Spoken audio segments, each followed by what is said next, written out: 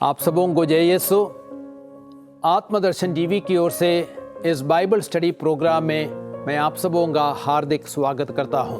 हम लोग इस एपिसोड में होशिया का ग्रंथ देखेंगे और होशिया के ग्रंथ के 14 अध्याय है। होशिया के ग्रंथ के अध्ययन के समय मैं 7 मुख्य बिंदुओं पर प्रकाश डालना चाहता हूं।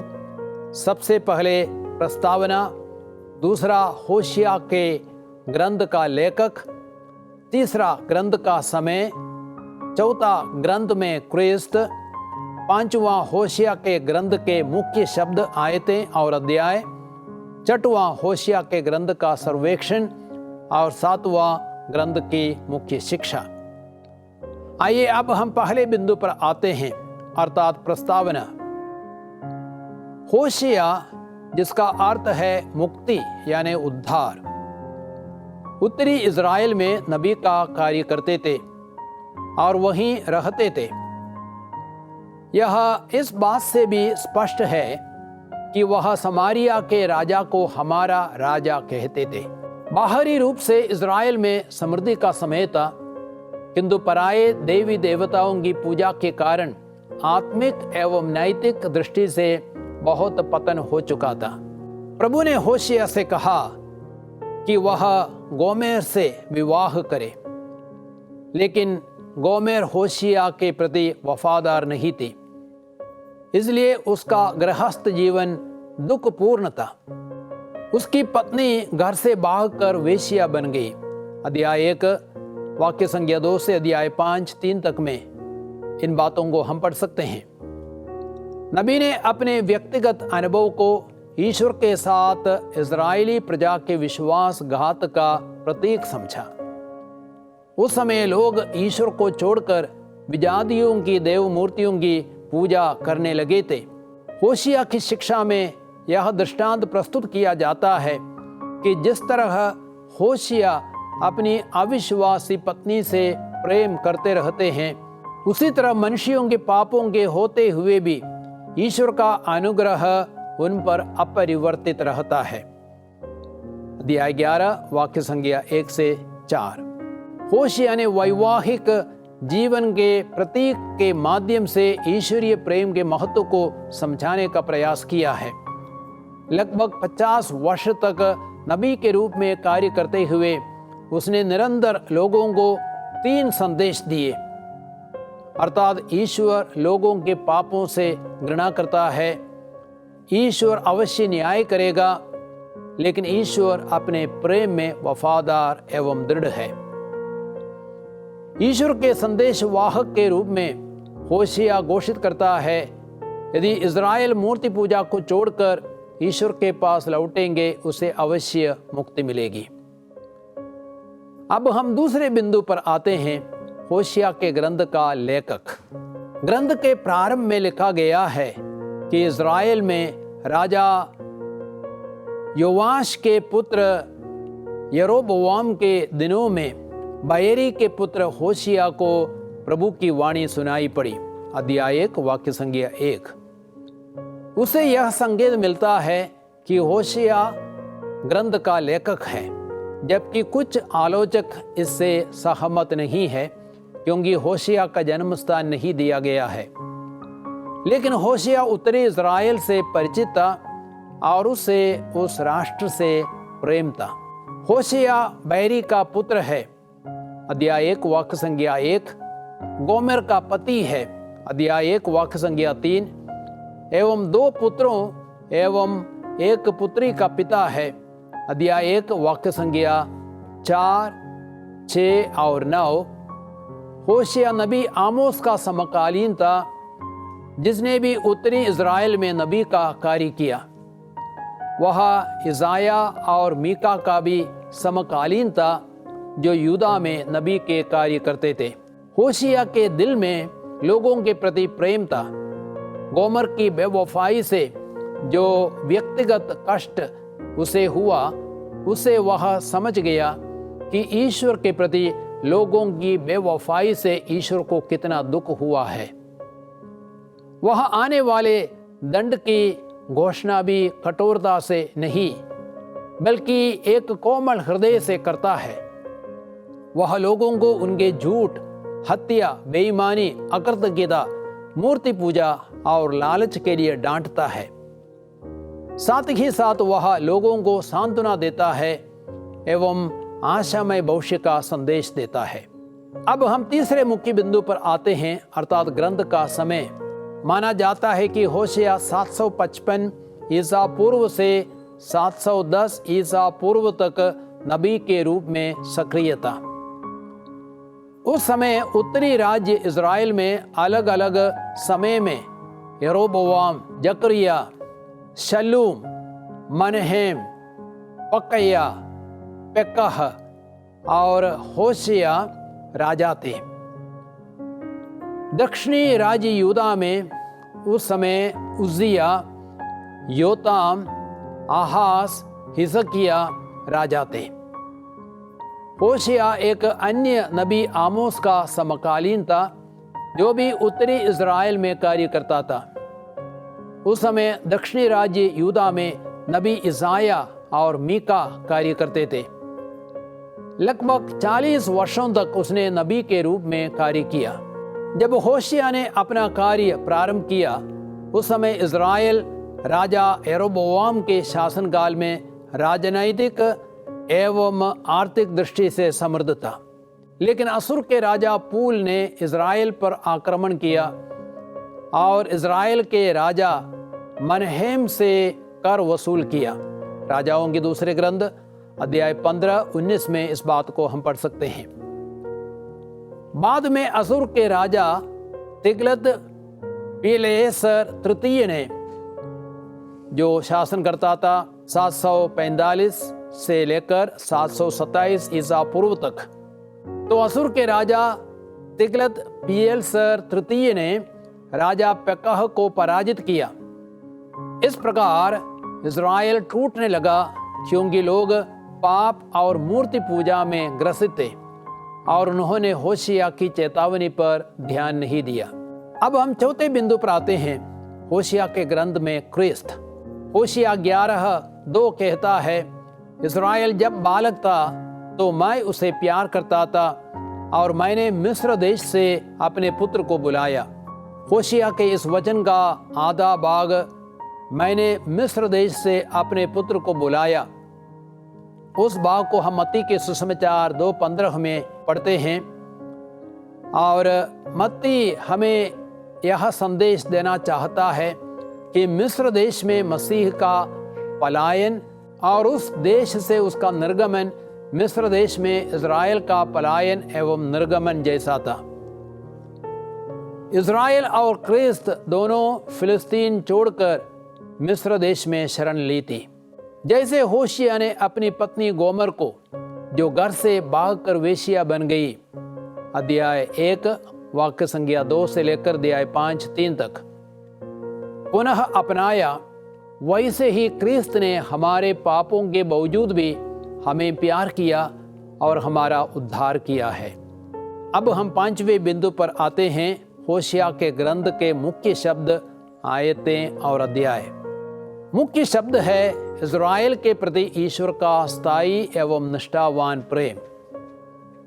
नबी होशिया ने गोमर के विश्वासघात के बावजूद भी उसे क्षमा की, उसे प्यार किया और उसे पुनः अपनाया। गोमर की तरह इज़राइलियों ने बार बार अन्य देवी देवताओं की पूजा करके ईश्वर के साथ विश्वासघात किया, इसलिए ईश्वर ने उन्हें दंडित किया। फिर भी ईश्वर ने उन्हें क्षमा की, प्रेम किया और उन्हें अपनाया। यह इस्राएलियों के लिए ईश्वर के निष्ठावान प्रेम का प्रतीक है। ईश्वर उन्हें बार बार निमंत्रण देते हैं कि वे उसके पास लौटे। प्रभु कहता है, इस्राएल अपने प्रभु ईश्वर के पास लौट आओ, क्योंकि तुम अपने पापों के कारण गिर गए हो। होशिया के ग्रंथ 14:2। और होशिया के ग्रंथ की मुख्य आयतें हैं होशिया अध्याय 4 वाक्य संख्या 1 और 2 और अध्याय 11 वाक्य संख्या 7 और 9। होशिया 4 1 और 2 में लिखा गया है, इस्राएली लोगों, प्रभु की वाणी सुनो, क्योंकि प्रभु इस देश के निवासियों पर दोष लगा रहे हैं। देश में से सच्चाई और करुणा तथा ईश्वर भक्ति लुप्त हो गई है। इस्राएली झूठे देवी देवताओं की पूजा में भटक गए थे, इसलिए उसके बीच सच्चाई, करुणा एवं भक्ति मौजूद नहीं थी। होशिया 11:7-9 तक में लिखा गया है, मेरी प्रजा मेरे विरुद्ध विद्रोह करने को तुली है, इसलिए उसे जुए की सजा दी जाएगी जिसे कोई नहीं खोल सकेगा। एफ्राइम, मैं तुम्हें कैसे त्याग दूं? इस्राएल, मैं तुम्हें कैसे शत्रु के हाथों सौंप दूं? मैं तुम्हें आत्मा के समान कैसे राख में मिला दूं? मैं तुम्हें सबोइंग के समान कैसे भस्म कर दूं? मेरा हृदय यह नहीं मानता, मुझ में दया उमड़ आती है, मैं अपना क्रोध भड़कने नहीं दूंगा। मैं फिर एफ्राइम का विनाश नहीं करूंगा, क्योंकि मैं मनुष्य नहीं ईश्वर हूं। मैं तुम्हारे बीच परम पावन प्रभु हूं, मुझे विनाश करने से घृणा है। तो हम देखते हैं, जहां पाप एवं विद्रोह है वहां दंड है। इस्राएलियों ने ईश्वर के साथ बेवफाई की और वे दंड के बागी बने, लेकिन ईश्वर धर्म संकट में पड़ जाता है, वह दंड देना नहीं चाहता, क्योंकि वह दया सागर है। अब हम होशिया के ग्रंथ के मुख्य अध्याय को देखते हैं। मुख्य अध्याय है होशिया अध्याय 4। इस्राएल राष्ट्र ने सत्य के ज्ञान का परित्याग किया है और अपने पड़ोसी राष्ट्रों की तरह देव मूर्तियों की पूजा की है। होशिया के ग्रंथ का मुख्य संदेश हम होशिया अध्याय 4-6 में पाते हैं, जहां लिखा है, धर्म अर्थात ज्ञान के अभाव में मेरी प्रजा भ्रष्ट हो गई है। तुमने भक्ति को ठुकरा दिया है, अतः मैं तुमको याजक के पद से हटा रहा हूं। तुम ईश्वर की वाणी की उपेक्षा करते हो, अतः मैं तुम्हारा ईश्वर तुम्हारी संतान को तिरस्कृत करूंगा। अब हम छठे बिंदु पर आते हैं, होशिया के ग्रंथ का सर्वेक्षण। ग्रंथ को 2 भागों में विभाजित किया जा सकता है। अध्याय 1-3 होशिया का गृहस्थ जीवन, व्यभिचारिणी पत्नी और वफादार पति। होशिया गोमर नामक लड़की से विवाह करता है और उसे 3 बच्चे उत्पन्न होते हैं। इस्राएलियों के लिए चिन्ह स्वरूप ईश्वर ने उनके नाम रखे। इस्राएल अर्थात ईश्वर बिखेरता है, लो रुहामाह अर्थात दया नहीं की गई, और लो अम्मी अर्थात मेरी प्रजा नहीं। अतः ईश्वर उनके पापों के कारण उनका न्याय करेगा और उन्हें तितर बितर करेगा। गोमेर अन्य प्रेमियों की खोज करती है और होशिया को त्याग देती है। उसके पाप की गंभीरता के बावजूद भी होशिया उसका उद्धार करता है और उसे अपनाता है। और दूसरा भाग है अध्याय 4-14 तक, व्यभिचारिणी इस्राएल और वफादार प्रभु।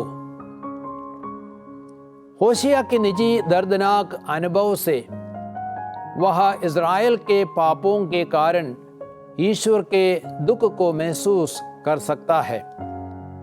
गोमेर के प्रति उसका वफादार प्रेम इस्राएल के प्रति ईश्वर के प्रेम का प्रतीक है। फिर भी इस्राएल अपने पापों में बना रहता है और उसके आदेशों का उल्लंघन करता है। इसलिए ईश्वर उनके अपराधों के लिए उन पर अभियोग लगाता है। फिर भी ईश्वर उन्हें चंगा करना चाहता है और उनका उद्धार करना चाहता है। अध्याय 7 वाक्य संख्या 1 और 13। लेकिन वे अपने घमंड और मूर्ति पूजा में ईश्वर के विरुद्ध विद्रोह करते हैं। अब उनका न्याय किया जाएगा। इस्राएल के पापों के कारण वे बिखर जाएंगे। होशिया अध्याय 9। फिर भी ईश्वर प्रेमी एवं दयामय है। अध्याय 11-14। उसके अनंत प्रेम के कारण वह अंत में अपनी विद्रोही प्रजा का उद्धार करेगा वह कहता है, एफ्राइम, मैं तुम्हें कैसे त्याग दूं? मैं उनके विश्वासघात का घाव भर दूंगा। मैं सारे हृदय से उनको प्यार करूंगा, क्योंकि मेरा क्रोध उन पर से दूर हो गया है। अध्याय 11 वाक्य संख्या 8, अध्याय 14 वाक्य संख्या 4। अब हम अंतिम बिंदु पर आते हैं, अर्थात होशिया के ग्रंथ की मुख्य शिक्षा। पहली शिक्षा यह है, ईश्वर दयालु एवं अनुकंपा से परिपूर्ण है। इज़राइल ने ईश्वर के विरुद्ध बेवफाई की और कनानी देवी देवताओं के साथ व्यभिचार किया। ईश्वर का क्रोध उन पर भड़क उठता है, फिर भी वह थोड़े समय के लिए है। विश्वासघात के बावजूद भी ईश्वर इज़राइल का स्वागत करता है, जैसे एक पति अपनी व्यभिचारिणी पत्नी को वापस ले लेता है। दूसरी मुख्य शिक्षा है, ईश्वर चाहता है कि मनुष्य व्यभिचार जैसे पाप को भी क्षमा करे। व्यभिचार के कारण कई सारे विवाह टूट जाते हैं। जैसे प्रभु ने होशिया को आदेश दिया कि वह व्यभिचारिणी पत्नी को अपनाए, वैसे ही प्रभु आज विवाहितों को संदेश देता है कि वे व्यभिचार जैसे पाप को भी क्षमा करे और अपने जीवन साथी को न त्यागे। तीसरी मुख्य शिक्षा है, याजक को चाहिए कि वह ईश्वर और उसकी वाणी को जाने, क्योंकि प्रभु कहता है, धर्म यानी ज्ञान के अभाव में मेरी प्रजा भ्रष्ट हो गई है। तुमने भक्ति अर्थात ज्ञान को ठुकरा दिया है, अतः मैं तुमको याजक पद से हटा रहा हूँ। तुम ईश्वर की वाणी की उपेक्षा करते हो, अतः मैं तुम्हारा ईश्वर तुम्हारी संतान को तिरस्कृत करूंगा। अध्याय 4 वाक्य संख्या 6। चौथी मुख्य शिक्षा है, ईश्वर का प्रेम अडिग है। ईश्वर ने एक पिता के समान इज़राइल को प्यार किया। उसने असीम प्रेम से उसका पालन पोषण किया। उसने झुककर उसे अपनी गोद में उठाया और अपने सीने से लगाया। इन सब के बदले में इज़राइल ने अकृतज्ञता दिखाई। अध्याय 11 1 से 11 तक। पांचवी मुख्य शिक्षा है, ईश्वर पश्चाताप का आह्वान करता है। वचन कहता है, आओ हम प्रभु के पास लौटे। उसने हमको घायल किया, वही हमें चंगा करेगा। उसने हमको मारा है, वही हमारे घावों पर पट्टी बांधेगा। अध्याय 6 वाक्य संख्या 1। इज़राइल अपने ईश्वर के पास लौट आओ, क्योंकि तुम अपने पापों के कारण गिर गए हो। अध्याय 14 वाक्य संख्या 2।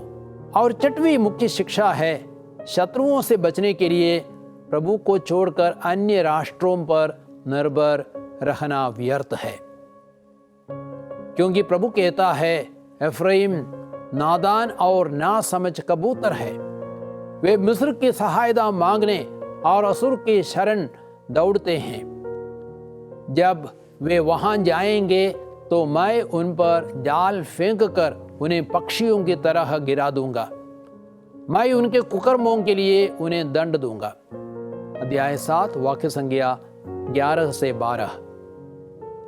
और सातवीं मुख्य शिक्षा है, ईश्वर क्षमा करने का आश्वासन देता है। प्रभु कहता है, मैं उनके विश्वासघात का घाव भर दूंगा। मैं सारे हृदय से उनको प्यार करूंगा, क्योंकि मेरा क्रोध उन पर से दूर हो गया है। अध्याय 14 वाक्य संख्या 5। प्यारे भाइयों, आपने होशिया के ग्रंथ का अध्ययन किया है। अब मैं आपसे आग्रह करूंगा, आप होशिया के ग्रंथ को पढ़ें और मेरी आशा है कि आप और अच्छी तरह उस ग्रंथ को समझ सकेंगे।